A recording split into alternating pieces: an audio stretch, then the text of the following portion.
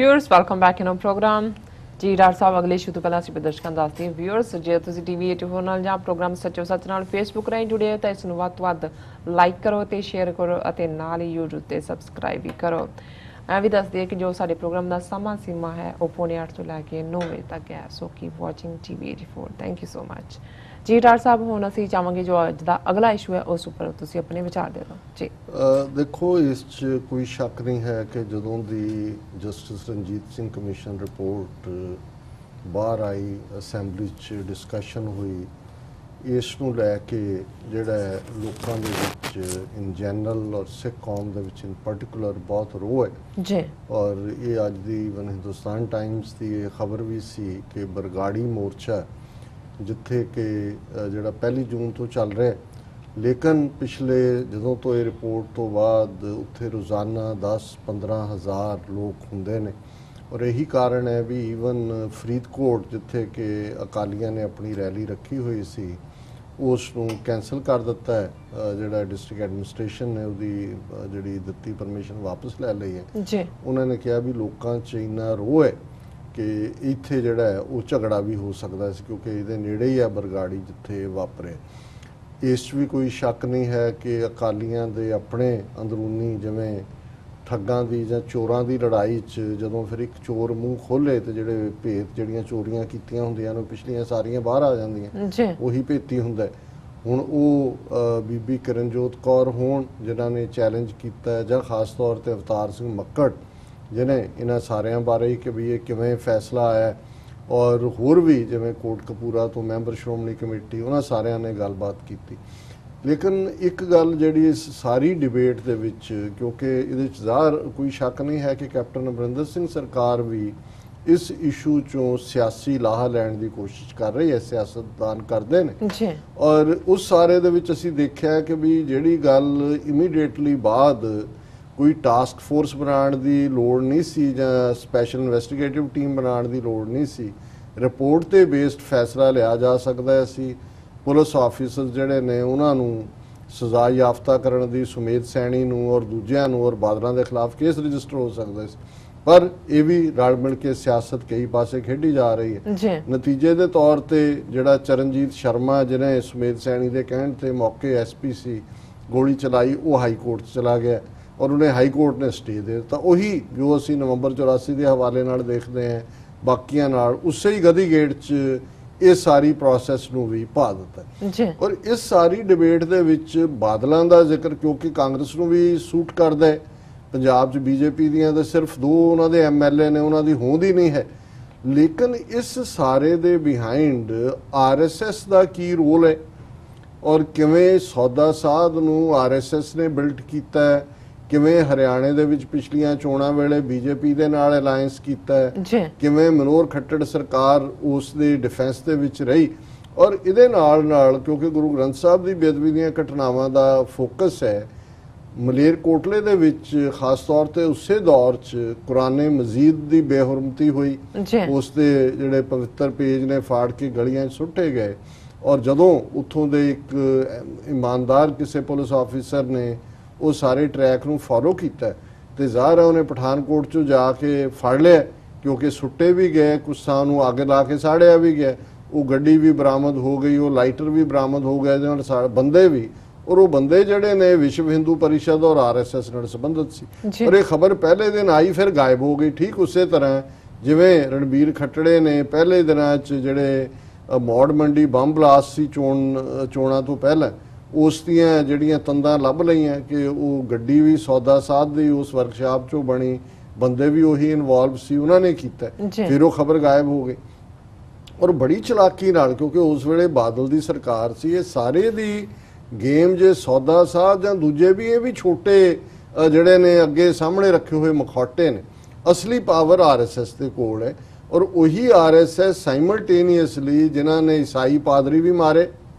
ਲੁਧਿਆਣੇ ਦੇ ਵਿੱਚ ਔਰ ਉਹ ਸਿੱਖਾਂ ਦੇ ਖਾਤੇ ਪਾ ਕੇ ਹੁਣ ਉਹ ਜਿਹੜਾ ਜੱਗੀ ਜੌਲ ਨੂੰ ਵੀ ਉਸ ਕੇਸ 'ਚ ਇਨਵੋਲਵ ਕੀਤਾ ਉਸ ਨੇ ਕੁਰਾਨ ਸ਼ਰੀਫ ਦੀ ਵੀ ਬੇਹੁਰਮਤੀ ਕੀਤੀ ਔਰ ਗੁਰੂ ਗ੍ਰੰਥ ਸਾਹਿਬ ਦੀ ਬੇਅਦਬੀ ਦੀ ਘਟਨਾ ਔਰ ਅਚਾਨਕ ਜਿਹੜਾ ਇਹ ਮਲੇਰਕੋਟਲੇ ਵਾਲਾ ਕੇਸ ਸੀ ਪਹਿਲਾਂ ਤਾਂ ਆਇਆ ਕਿ ਵੀ ਉਹ ਫੜੇ ਗਏ ਪਠਾਨਕੋਟ ਤੋਂ ਗੱਡੀ ਵੀ ਬਰਾਮਦ ਲਾਈਟਰ ਵੀ ਬਰਾਮਦ ਔਰ ਇਹ ਸਾਰਾ ਫਿਰ ਇੱਕਦਮ ਖਬਰ ਆਈ ਕਿ ਨਹੀਂ ਨਹੀਂ ਨਹੀਂ ਜੀ ਇਹ ਜਿਹੜਾ ਦਿੱਲੀ ਤੋਂ MLA ਹੈ ਆਮ ਆਦਮੀ ਪਾਰਟੀ ਦਾ ਉਹ ਇਸ ਦੇ ਵਿੱਚ ਇਨਵੋਲਵ ਹੈ ਔਰ ਯਾਦਵ ਔਰ ਉਹਨੂੰ ਜਾ ਕੇ ਉਹਦੇ ਖਿਲਾਫ ਵਾਰੰਟ ਕੱਢ ਲਏ ਫੜ ਲਏ ਸਾਰੀ ਕਹਾਣੀ ਬਦਲ ਦਿੱਤੀ। ਹੁਣ ਪਿਛਲੇ ਦਿਨਾਂ 'ਚ ਦੀ ਔਰ ਇਹ ਇਸ ਗੱਲ ਨੂੰ ਵੀ 3 ਸਾਲ ਹੋ ਗਏ ਨੇ ਕੇਸ ਉੱਥੇ ਹੀ ਪਿਆ ਸੀ। ਹੁਣ probe prime accused RSS links pleads Aam Aadmi party's Yadav. ਹੁਣ ਉਹਦੀ ਪਹਿਲੀ ਕਿਤੇ ਤਰੀਕ ਪਈ ਔਰ ਜਿਹੜਾ ਯਾਦਵ MLA ਹੈ ਦਿੱਲੀ ਤੋਂ ਆਇਆ ਪੰਜਾਬ ਜੀ ਉਹਨੇ ਕਿਹਾ ਵੀ ਮੇਰਾ ਇਹਦੇ ਨਾਲ ਕੋਈ ਲਾਗਾ ਦੇਗਾ ਨਹੀਂ। ਇਹ ਜਿਹੜਾ ਵਿਜੇ ਕੁਮਾਰ ਜਿਹੜਾ ਇਸ ਸਾਰੇ ਦੇ ਵਿੱਚ ਪ੍ਰਾਈਮ ਐਕਿਊਜ਼ਡ ਹੈ ਜਿਹਨੇ ਇਹ ਇਲਜ਼ਾਮ ਲਾਇਆ ਜੀ ਮੈਂ ਯਾਦਵ ਤੇ ਕਹਿਣ ਤੇ ਕੀਤਾ, ਉਹਨੇ ਕਿਹਾ ਜੀ ਵਿਜੇ ਕੁਮਾਰ ਦਾ ਅਕਾਊਂਟ ਦੇਖੋ ਉਹਨਾਂ ਤਰੀਕਾਂ 'ਚ 90 ਲੱਖ ਰੁਪਈਆ ਉਹਦੇ ਅਕਾਊਂਟ ਦੇ ਵਿੱਚ ਟ੍ਰਾਂਸਫਰ ਹੋਇਆ। ਪਹਿਲਾਂ ਤਾਂ ਇਹ ਦੇਖੋ ਵੀ 90 ਲੱਖ ਦਾ ਸੋਰਸ ਕੀ ਹੈ। ਬਿਲਕੁਲ ਸੋ ਜ਼ਾਹਿਰ ਹੈ ਕਿ ਵੀ ਇਹ ਵੀ ਜੋ ਵਿਜੇ ਕੁਮਾਰ ਨੇ ਕੀਤਾ RSS ਦੀ ਬਿਡਿੰਗ ਤੇ ਕੀਤਾ ਔਰ ਇਹ ਖਬਰ ਹੈ ਕਿ ਇਹਨੇ development in Malerkotla Quran desecration case AP's Delhi MLA Naresh Yadav on Thursday moved an application in a local court and sought an inquiry into the transfer of rupees 90 lakh in the bank account of main accused Vijay Kumar and his links with Rashtriya Swayamsevak Sangh। ਵੀ ਉਹਦੇ RSS ਨਾਲ ਕੀ link ਨੇ ਔਰ ਉਹਨਾਂ ਨੇ ਕਿਹਾ ਕਿ ਵੀ ਇਹ ਜਸਟਿਸ ਰਣਜੀਤ ਸਿੰਘ ਕਮਿਸ਼ਨ ਦੀ ਰਿਪੋਰਟ ਵੀ ਉਹਦੇ ਨਾਲ ਟੈਗ ਕਰੋ ਔਰ ਉਹਨੇ ਕਿਹਾ ਕਿ ਵੀ ਹੈਵ ਸੌਟ ਐਨ ਇਨਕੁਆਇਰੀ। ਅਸੀਂ ਤਾਂ ਇਹ ਮੰਗਦੇ ਹਾਂ ਕਿ ਵੀ ਇਹ ਜਿਹੜਾ ਹੈ ਤੁਸੀਂ ਦੇਖੋ ਵੀ 90 ਲੱਖ ਕੌਣ ਉਹਨੂੰ ਦੇਗਾ ਕਿਨੇ ਦਿੱਤੇ। ਸੋ ਜ਼ਾਹਰ ਹੈ ਵੀ ਉਹ 90 ਲੱਖ ਰਾਹੀਂ ਪਹਿਲਾਂ RSS ਨੇ ਕੁਰਾਨ ਸ਼ਰੀਫ ਦੀ ਬੇਹੁਰਮਤੀ ਵੀ ਕਰਵਾਈ ਤੇ ਜਦੋਂ ਗੱਲ ਉਹਨਾਂ ਦੇ ਹੱਥ ਤੱਕ ਪਹੁੰਚਿਆ ਉਹਨਾਂ ਨੂੰ ਕਿਹਾ ਕਿ ਵੀ ਤੂੰ ਨਾਂ ਲੈ ਦੇ ਕਿ ਮੈਂ ਇਹ ਜਿਹੜਾ ਯਾਦਵ ਦੇ ਕਹਿਣ ਤੇ ਕੀਤਾ ਹੈ। ਤਾਂ ਉਦੋਂ ਆਮ ਆਦਮੀ ਪਾਰਟੀ ਪੰਜਾਬ 'ਚ ਉੱਭਰ ਰਹੀ ਸੀ ਕਿ ਵੀ ਸਾਰੀ ਜਿਹੜੀ ਗੱਲ ਹੈ ਉਹ ਆਮ ਆਦਮੀ ਪਾਰਟੀ ਦੇ ਖਾਤੇ 'ਚ ਪਾ ਦਿੱਤੀ ਜਾਏ। ਸੋ ਜ਼ਾਹਰ ਹੈ ਕਿ ਵੀ ਇਹ ਸਾਰਾ ਹੀ ਪਾਰਟ ਜਿਹੜਾ ਮੈਨੂੰ ਕਦੇ ਵੀ ਕੋਈ ਸ਼ੱਕ ਨਹੀਂ ਹੈ ਕਿ ਇਹ ਸਾਰੀ ਏਜੰਸੀਆਂ ਦੀ ਖੇਡੀ ਜਾ ਰਹੀ ਹੈ। ਔਰ ਹੁਣ ਕੋਰਟ 'ਚ ਇਹ ਗੱਲ ਜੇ ਆਉਂਦੀ ਹੈ ਕਿ 90 ਲੱਖ ਰੁਪਈਆ ਉਹਦੇ ਅਕਾਊਂਟ 'ਚ, ਇੱਥੇ ਤਾਂ ਕੋਈ $1000 ਬਾਹਰੋਂ ਸਿੱਖ ਕਿਸੇ ਉੱਥੇ ਸ਼ਹੀਦ ਪਰਿਵਾਰ ਦੀ ਮਦਦ ਲਈ ਭੇਜਦੇ ਤੇ ਇਹ ਪੂਰਾ ਵਾਵੇਲਾ ਖੜਾ ਕਰਕੇ ਉੱਥੇ ਗ੍ਰਿਫਤਾਰੀਆਂ ਕੀਤੀਆਂ ਹੁੰਦੀਆਂ ਕਿ ਜੀ ਇਹ ਤਾਂ ਜਿਹੜਾ ਅੱਤਵਾਦ ਦੇ ਲਈ ਪੈਸਾ ਭੇਜਿਆ ਤੇ 90 ਲੱਖ ਰੁਪਈਆ ਜਿਹਦੇ ਅਕਾਊਂਟ 'ਚ ਆਇਆ ਜਿਹੜਾ ਅਕਿਊਜ਼ਡ ਹੈ ਉਹ ਸਾਰੇ 'ਚ ਇਹ ਤਾਂ ਪਤਾ ਕਰੋ ਵੀ ਕਿਹਨੇ ਦਿੱਤਾ ਔਰ ਜ਼ਾਹਰ ਹੋਏਗਾ ਵੀ ਇਹ RSS ਦੇ 'ਚ ਇਨਵੋਲਵ ਹੈ। ਪਰ ਕਿਉਂਕਿ ਇਸ ਵੇਲੇ ਬਾਦਲਾਂ ਨੂੰ ਹੱਥਾਂ ਪੈਰਾਂ ਦੀ ਪਈ ਹੋਈ ਹੈ ਉਹਨਾਂ ਨੂੰ ਲੱਗਦਾ ਹੈ ਕਿ ਵੀ ਇਹ ਸਿੱਖਾਂ 'ਚ ਹੁਣ ਅਸੀਂ ਹਰ ਥਾਂ ਤੇ ਇਹਨਾਂ ਦਾ ਵਿਰੋਧ ਹੋ ਰਿਹਾ ਔਰ ਇਸ ਵੇਲੇ ਇਹਨਾਂ ਦੀਆਂ ਅੱਖਾਂ ਤੇ ਔਰ ਬੀਬੀ ਹਰਸਿਮਰਤ ਕੌਰ ਬਾਦਲ ਜਿਹਦੀ ਇੱਕ ਵਜ਼ੀਰੀ ਲੈਣ ਲਈ ਫੂਡ ਪ੍ਰੋਸੈਸਿੰਗ ਪਤਾ ਨਹੀਂ ਫੂਡ ਪ੍ਰੋਸੈਸਿੰਗ ਜੇ ਸੰਤਰਿਆਂ ਦਾ ਜੂਸ ਕੱਢਦੀ ਹੈ ਜਾਂ ਕੀ ਹੈ ਉਦੋਂ ਤਾਂ ਜਦੋਂ ਬਣੀ ਸੀ ਕਹਿੰਦੇ ਸੀ ਮੈਂ ਪੰਜਾਬ 'ਚ ਆਹ ਕਰ ਦੇਵਾਂਗਾ। ਮੈਂ ਤਾਂ ਸੁਣਿਆ ਨਹੀਂ ਅੱਜ ਤੱਕ ਜੇ ਕਿਸੇ ਸਾਡੇ ਦਰਸ਼ਕ ਨੂੰ ਪਤਾ ਹੋਏ ਕਿ ਵੀ ਇਹ ਫੂਡ ਪ੍ਰੋਸੈਸਿੰਗ ਕੀ ਕਰਦੀ ਹੈ ਜਾਂ ਕੀ ਹੁੰਦਾ ਹੈ ਜਾਂ ਪੰਜਾਬ 'ਚ ਕਿਹੜਾ ਜਿਹੜਾ ਕਿਨੂਆਂ ਦਾ ਜੂਸ ਕੱਢਣ ਦਾ ਇੰਟਰਨੈਸ਼ਨਲ ਪਲਾਂਟ ਲਵਾਤਾ ਇਹਨੇ। ਲੇਕਿਨ ਇਹਦੇ 'ਚ ਕੋਈ ਸ਼ੱਕ ਨਹੀਂ ਹੈ ਕਿ ਉਹਨੂੰ ਇਹ ਲੱਗਦਾ ਹੈ ਕਿ ਬੁੱਢਾ ਬਾਬਾ ਬਾਦਲ ਤਾਂ 92-93 ਸਾਲ ਦਾ ਉਹਨੇ ਹੋਰ ਕਿੰਨਾ ਕੁ ਜਿਉਣਾ ਹੈ ਤੇ ਜਿਹੜਾ ਮੇਰਾ ਤੇ ਮੇਰੇ ਘਰ ਵਾਲੇ ਦਾ ਫੇਟ ਸੀ ਉਹ ਸੀਲ ਹੋ ਜਾਏਗਾ ਜਿਸ ਅੰਦਾਜ਼ ਦੇ ਵਿੱਚ ਸੁਖਬੀਰ ਬਾਦਲ ਔਰ ਇਹ ਸਾਰੇ ਜਿਹੜੀ ਇਹਨਾਂ ਦਾ ਘਿਨਾਉਣਾਪਨ ਸਾਹਮਣੇ ਆ ਰਿਹਾ ਔਰ ਉਹਨਾਂ ਨੂੰ ਕਿਉਂਕਿ ਕਾਂਗਰਸ ਨੇ ਵੀ ਇਸ ਮੁੱਦੇ ਦੇ ਉੱਤੇ ਨਵਜੋਤ ਸਿੱਧੂ ਨੂੰ ਐਜ਼ ਅ ਫਰੰਟ ਪਰਸਨ ਰੱਖਿਆ। ਉਹ ਅੱਜ ਜਾ ਕੇ ਅਕਾਲ ਤਖਤ ਸੈਕਟਰੀਏਟ ਦੇ ਵਿੱਚ ਗਿਆ ਉੱਥੇ ਜਾ ਕੇ ਦੇ ਕੇ ਆਇਆ ਮੈਮੋਰੈਂਡਮ ਕਿ ਜੀ ਸੁਖਬੀਰ ਬਾਦਲ ਨੇ ਬਹੁਤ ਨੁਕਸਾਨ ਕੀਤਾ ਔਰ ਇਹ ਹੁਣ ਜ਼ਾਹਰ ਹੈ ਵੀ ਉਹਦੀ ਇਨਵੋਲਵਮੈਂਟ ਹੈ ਇਹਨੂੰ ਪੰਥ ਚੋਂ ਖਾਰਜ ਕੀਤਾ ਜਾਏ। ਉਹਨਾਂ ਕੋਲ ਪੁੱਛੇ ਕਿ ਭਾਈ ਤੂੰ ਉੱਥੇ ਗਿਆ ਦੇਣ ਉਹ ਤਾਂ ਹੈ ਹੀ ਨਹੀਂ ਸੀ ਉੱਥੇ ਸਰਕਾਰੀ ਜਥੇਦਾਰ ਉਹ ਤਾਂ 14 ਦਿਨ ਗਾਇਬ ਰਿਹਾ ਹੁਣ ਉਹ ਅਸਲੀ ਇਸ਼ੂ ਤੇ ਮੂੰਹ ਹੀ ਨਹੀਂ ਖੋਲਦਾ ਔਰ ਅੱਜ ਜਿਹੜਾ ਲੌਂਗੋਵਾਲ ਹੈ ਪ੍ਰਧਾਨ ਨੂੰ ਕਿਹਾ ਨਹੀਂ ਅਸੀਂ ਕੋਈ ਹਟਾ ਨਹੀਂ ਰਹੇ ਜਥੇਦਾਰ ਨੂੰ। ਸੋ ਉਹਨੂੰ ਚਲੋ ਕਹਿਣਾ ਕਿ ਵੀ ਜਾ ਕੇ ਉਹਨਾਂ ਨੂੰ ਕੱਢੋ ਉਹ ਤਾਂ ਖੁਦ ਇਨਵੋਲਵ ਹੈ ਉਹਨੇ ਹੀ ਸੁਖਬੀਰ ਦੇ ਕਹਿਣ ਤੇ ਜਿਹੜਾ ਉਹ ਮਾਫੀਨਾਮਾ ਵੀ ਦਿੱਤਾ ਹੈ। ਲੇਕਿਨ ਇਹ ਇੱਕ ਗੇਮ ਸਿਆਸੀ ਚੱਲ ਰਹੀ ਹੈ ਪਰ ਇੱਕ ਤੇ ਕੋਈ ਸ਼ੱਕ ਨਹੀਂ ਹੈ ਕਿ ਨਵਜੋਤ ਸਿੱਧੂ ਨੇ ਕਰਤਾਰਪੁਰ ਕੋਰੀਡੋਰ ਦੇ ਮੁੱਦੇ ਦੇ ਉੱਤੇ ਜਿਹੜੀ ਹੈ ਉਹ ਜ਼ਰੂਰ ਪ੍ਰੋਮੀਨੈਂਸ ਲਈ ਕੁਝ ਤਬਕਿਆਂ ਦੇ ਵਿੱਚ ਕੁਝ ਹਲਕਿਆਂ 'ਚ ਉਸ ਲਈ ਹਮਦਰਦੀ ਵੀ ਹੈ ਤੇ ਅਸੀਂ ਜਿਵੇਂ ਡਿਸਕਸ ਕੀਤਾ ਸੀ 2 ਦਿਨ ਪਹਿਲਾਂ ਕਿ ਉਹਨਾਂ ਨੇ ਹਿੰਦੂ ਤਵੀਆਂ ਨੇ ਸੁਪਰੀਮ ਕੋਰਟ ਦਾ ਡੰਡਾ ਕੱਢ ਲਿਆ ਕਿ ਬਈ ਉਹ ਜਿਹੜੀ ਤੈਨੂੰ 1000 ਰੁਪਈਆ ਦੇ ਕੇ ਮਾਫੀ ਮਿਲ ਗਈ ਸੀ ਸਾਰੇ 'ਚੋਂ ਉਹਨੂੰ ਅਸੀਂ ਕੁਆਂਟਮ ਆਫ ਸੈਂਟੈਂਸ ਜਿਹੜਾ ਹੈ ਉਹ Punishment ਰੀਡਿਸਕਸ ਕਰਾਂਗੇ, ਔਰ ਇਹਦਾ ਮਤਲਬ ਹੈ ਵੀ ਸਾਲ ਤੱਕ ਦੀ ਕੈਦ ਉਹਨੂੰ ਦੇ ਸਕਦੇ ਆ, ਨਾ ਵੀ ਦੇਣ, ਲੇਕਿਨ ਉਹਨਾਂ ਨੇ ਉਹ ਡੰਡਾ ਕੱਢ ਲਿਆ। ਤੇ ਹੁਣ ਹਰਸਿਮਰਤ ਬਾਦਲ ਨੂੰ ਹੋਰ ਕੁਝ ਨਹੀਂ ਸੁੱਝ ਰਿਹਾ ਕਿ ਵੀ ਤੁਸੀਂ ਕੋਈ ਚੱਜ ਦੀ ਗੱਲ ਕਰੋ, ਜੇ ਕੋਈ ਭਲਾ ਕਿਸੇ ਪਾਸੇ ਹੋਣਾ ਨਹੀਂ ਹੈ ਜੀ। ਲੇਕਿਨ ਅੱਜ ਉਹਨੇ ਹਰਸਿਮਰਤ ਬਾਦਲ, ਕਿਉਂਕਿ ਨਵਜੋਤ ਸਿੱਧੂ ਨੇ ਆ ਕੇ ਸੁਸ਼ਮਾ ਸਵਰਾਜ ਨੂੰ ਵੀ ਚਿੱਠੀ ਲਿਖੀ ਕਿ ਜੀ ਦੇਖੋ ਪਾਕਿਸਤਾਨ ਨੇ ਤਾਂ ਪੇਸ਼ਕਦਮੀ ਕਰ ਦਿੱਤੀ ਹੈ, ਉਹਨਾਂ ਨੇ ਤਾਂ ਕਿਹਾ ਕਿ ਅਸੀਂ ਤਿਆਰ ਹਾਂ ਤੇ ਤੁਸੀਂ ਇਹਦੇ ਤੇ ਕਰੋ। ਹੁਣ ਹਰਸਿਮਰਤ ਨੂੰ ਲੱਗਾ ਕਿ ਬਈ ਤਾਏ ਦੀ ਧੀ ਚੱਲੀ, ਮੈਂ ਕਿਉਂ ਰਾਹ ਕਰ ਲਈ, ਪਰ ਇਹਨੇ ਚਿੱਠੀ ਦਾ ਪੁੱਠਾ ਗੇੜ ਦਿੱਤਾ। ਉਹਨੇ ਚਿੱਠੀ ਲਿਖੀ ਹੈ ਸੁਸ਼ਮਾ ਸਵਰਾਜ ਨੂੰ ਤੇ ਕਹਿੰਦੀ ਹੈ ਜੀ some statements have appeared in media by a minister of the Punjab government, ਵੀ ਨਾ ਹੀ ਲੈ ਦੇ, ਜੇ ਹੁਣ ਤੂੰ ਕਹਿਣ ਹੀ ਲੱਗੀ ਹੈ ਸ਼ਰੀਕਾਂ ਦਾ ਹੈ ਕਿ ਵੀ ਇੱਕ ਸ਼ਰੀਕ ਨੇ ਲਿਖੀ ਹੈ ਤੁਹਾਨੂੰ ਚਿੱਠੀ ਦਾ ਨਾਂ ਲੈ ਦੇ ਜੀ। Some statements have appeared in media by a minister of Punjab government who had visited Pakistan recently, claiming that the Pakistan government had agreed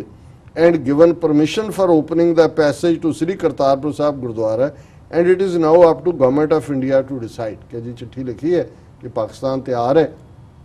लांघा देण नूं और हुण इह भारत दी सरकार ते है। To verify the truth and veracity of this claim,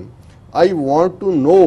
if the Pakistan government or their military head has consented to opening the corridor or given any indication of their willingness to do so to the Indian government, asked Harsimrat। ਉਹ ਕਹਿੰਦੇ ਜੀ ਮੈਂ ਤਾਂ ਇਹ ਪੁੱਛਣਾ ਚਾਹੁੰਦੇ ਹਾਂ ਕਿ ਵੀ ਵਾਕਈ ਪਾਕਿਸਤਾਨ ਸਰਕਾਰ ਨੇ ਜਾਂ ਉਹਨਾਂ ਦੇ ਮਿਲਟਰੀ ਜਨਰਲ ਨੇ ਇਸ ਕਿਸਮ ਦੀ ਕੋਈ ਵਿਲਿੰਗਨੈਸ ਦਿਖਾਈ ਹੈ, ਤੁਸੀਂ ਜਿਹੜਾ ਇਸ ਬਾਰੇ ਜਿਹੜਾ ਸਾਨੂੰ ਕਲੈਰੀਫਾਈ ਕਰੋ। ਸੋ ਜ਼ਾਹਰ ਹੈ ਕਿ ਵੀ ਉਹ ਕੀ ਚਾਹੁੰਦੀ ਹੈ ਕਿ ਵੀ ਉਹ ਕਹੇ ਜੀ ਨਹੀਂ ਇਹ ਤਾਂ ਅਖਬਾਰੀ ਬਿਆਨ ਨੇ, ਸਾਨੂੰ ਤਾਂ ਕੋਈ ਪਹੁੰਚ ਨਹੀਂ ਕੀਤੀ, ਔਰ ਪਹੁੰਚ ਤਾਂ ਉਦੋਂ ਹੁੰਦੀ ਹੈ ਜਦੋਂ ਕੋਈ ਕਮਿਊਨੀਕੇਸ਼ਨ। ਉਹਨਾਂ ਨੇ ਕਿਹਾ ਜੀ ਸਾਡੇ ਵੱਲੋਂ ਠੀਕ ਹੈ ਆ ਜਾਓ। ਹੁਣ ਕੋਰੀਡੋਰ ਪਾਕਿਸਤਾਨ ਦੀ ਟੈਰੀਟਰੀ 'ਚ ਬਣਨਾ, ਸਿਕਿਉਰਿਟੀ ਉਹਨਾਂ ਦੇ ਨੂੰ ਫਿਕਰ, ਉਹਨਾਂ ਨੇ ਤੁਹਾਨੂੰ ਆਫਰ ਕੀਤਾ ਹੈ ਤੇ ਤੁਸੀਂ ਉਹਦੇ ਤੇ ਕੋਈ ਇਨੀਸ਼ੀਏਟ ਨਾ ਕਰੋ, ਔਰ ਤੁਸੀਂ ਆਪਣੀ ਸਰਕਾਰ ਨੂੰ ਕਹਿ ਰਹੇ ਹੋ ਕਿ ਜੀ ਤੁਸੀਂ ਇਹ ਦੱਸੋ ਜੀ ਇਹ ਹੈ ਕੋਈ ਇਸ ਕਿਸਮ ਦਾ। ਸੋ ਜ਼ਾਹਰ ਹੈ ਵੀ ਜਦੋਂ ਤੁਸੀਂ ਇਸ ਹੱਦ ਤੱਕ ਘਟੀਆ ਲੈਵਲ ਤੇ ਚਲੇ ਜਾਂਦੇ ਹੋ, ਇਹਨਾਂ ਨੂੰ ਫਿਕਰ ਇਹ ਪੈ ਗਿਆ ਕਿ ਜੀ ਕਿਤੇ ਜੇ ਕਿਤੇ ਹੋ ਗਿਆ ਤੇ ਉਹਦਾ ਕ੍ਰੈਡਿਟ ਜੇ ਨਵਜੋਤ ਸਿੱਧੂ ਲੈ ਜਾਏ, ਇਹ ਤਾਂ ਆਲਰੇਡੀ ਇਹਨਾਂ ਨੂੰ ਜਿਹੜਾ ਉਹ ਸੰਗਤਾਂ ਨੇ ਬਾਹਰ ਦਾ ਰਸਤਾ ਦਿਖਾਉਣਾ ਸ਼ੁਰੂ ਕੀਤਾ ਹੋਇਆ ਹੈ। ਸੋ ਮੈਨੂੰ ਇਹ ਲੱਗਦਾ ਹੈ ਵੀ ਜਿਵੇਂ ਅੱਜ ਇੱਕ ਸੱਜਣ ਕਹਿ ਰਹੇ ਸੀ, ਕਹਿਣ ਲੱਗੇ ਕਿ ਜੀ ਇਹ ਇਹਨਾਂ ਦਾ ਕਾਊਂਟ ਡਾਊਨ ਸ਼ੁਰੂ ਹੋ ਗਿਆ। ਬਾਦਲਾਂ ਦਾ ਕਾਊਂਟ ਡਾਊਨ ਹੁੰਦਾ ਜਿਨ੍ਹਾਂ ਨੂੰ ਫਾਂਸੀ ਦਿੱਤੀ ਜਾਂਦੀ ਹੈ, ਸਜ਼ਾ ਸੁਣਾਈ ਜਾਂਦੀ ਹੈ, ਅਖੀਰਲੇ ਜਿਹੜੇ ਫਿਰ ਹਫਤਾ ਹੁੰਦਾ ਹੈ ਉਹਨਾਂ ਨੂੰ ਉਹ ਪੁੱਠੀ ਗਿਣਤੀ ਸ਼ੁਰੂ ਹੋ ਜਾਂਦੀ ਹੈ ਕਿ ਵੀ ਇਹ ਉਹਦਾ ਕਾਊਂਟ ਡਾਊਨ ਹੁੰਦਾ ਹੈ ਕਿ ਵੀ ਹੁਣ 7 ਹੁਣ 6 ਫਿਰ ਉਹ ਕਮਰਾ ਨੰਬਰ ਉਹਦੇ ਮੁਤਾਬਕ ਅਖੀਰ ਉਹਦਾ ਆ ਜਾਂਦਾ। ਸੋ ਇਹਨਾਂ ਦਾ ਜਿਹੜਾ ਉਹ ਕਾਊਂਟ ਡਾਊਨ ਸ਼ੁਰੂ ਹੋ ਚੁੱਕਾ। ਜੀ ਡਾਕਟਰ ਸਾਹਿਬ ਤੁਹਾਡਾ ਬਹੁਤ ਬਹੁਤ ਸ਼ੁਕਰੀਆ। ਤੇ ਲੈਣੇ ਬ੍ਰੇਕ ਤੋਂ ਪਹਿਲਾਂ ਅਸੀਂ ਆਪਣੇ ਦਰਸ਼ਕਾਂ ਦੇ ਸਰੋਤਿਆਂ ਨੂੰ ਫਿਰ ਦੁਬਾਰਾ ਅਪੀਲ ਤੇ ਬੇਨਤੀ ਕਰਦੇ ਹਾਂ ਵਿਊਅਰਸ, ਜਿਸ ਤਰ੍ਹਾਂ ਕਿ ਤੁਸੀਂ ਜਾਣਦੇ ਹੋ ਕਿ ਟੀਵੀ 84 ਮਨੁੱਖੀ ਹੱਕਾਂ ਦਾ ਪਹਿਰੇਦਾਰ ਹੈ। ਟੀਵੀ 84 ਸਿੱਖਾਂ, ਕਸ਼ਮੀਰੀਆਂ ਤੇ ਭਾਰਤ ਦੀਆਂ ਨਾਰਥ ਈਸਟ ਸਟੇਟਾਂ ਦੇ ਲੋਕਾਂ ਦੇ ਸਵੈ ਨਿਰਣੇ ਦੇ ਹੱਕਾਂ ਦਾ ਹਾਮੀ ਹੈ। ਅਸੀਂ ਚਾਹਾਂਗੇ ਕਿ ਤੁਸੀਂ ਟੀਵੀ 84 ਦੀ ਚੜ੍ਹਦੀ ਕਲਾ ਲਈ ਵੱਧ ਤੋਂ ਵੱਧ ਡੋਨੇਟ ਕਰੋ। ਡੋਨੇਟ ਕਰਨ ਲਈ ਸਾਡੀ ਵੈਬਸਾਈਟ tv84.tv ਤੇ ਜਾ ਕੇ ਪੇਪਲ ਦੀ ਵਰਤੋਂ ਕਰਕੇ ਤੁਸੀਂ ਮੰਥਲੀ ਡੋਨੇਟ ਵੀ ਕਰ ਸਕਦੇ ਹੋ, ਵਨ ਟਾਈਮ ਡੋਨੇਟ ਵੀ ਕਰ ਸਕਦੇ ਹੋ। ਤੁਸੀਂ ਟੀਵੀ 84 ਦੇ ਨਾਮ ਤੇ ਚੈੱਕ ਬਣਾ ਕੇ ਸਾਨੂੰ ਮੇਲ ਵੀ ਕਰ ਸਕਦੇ ਹੋ ਸਾਡੇ ਇਸ ਪਤੇ ਤੇ 36-01 37th ਐਵਨਿਊ ਲੌਂਗ ਆਈਲੈਂਡ ਸਿਟੀ, ਨਿਊਯਾਰਕ 11101 USA, ਜਾਂ ਫਿਰ ਤੁਸੀਂ ਸਾਨੂੰ ਫੋਨ ਰਾਹੀਂ ਵੀ ਸੰਪਰਕ ਕਰ ਸਕਦੇ ਹੋ ਸਾਡੇ ਫੋਨ ਨੰਬਰ ਤੇ 5164060694। ਵਿਊਅਰਸ ਤੁਸੀਂ ਕਿਤੇ ਨਹੀਂ ਜਾਣਾ, ਮਿਲਦੇ ਹਾਂ ਛੋਟੇ ਵਕਫੇ ਤੋਂ ਬਾਅਦ।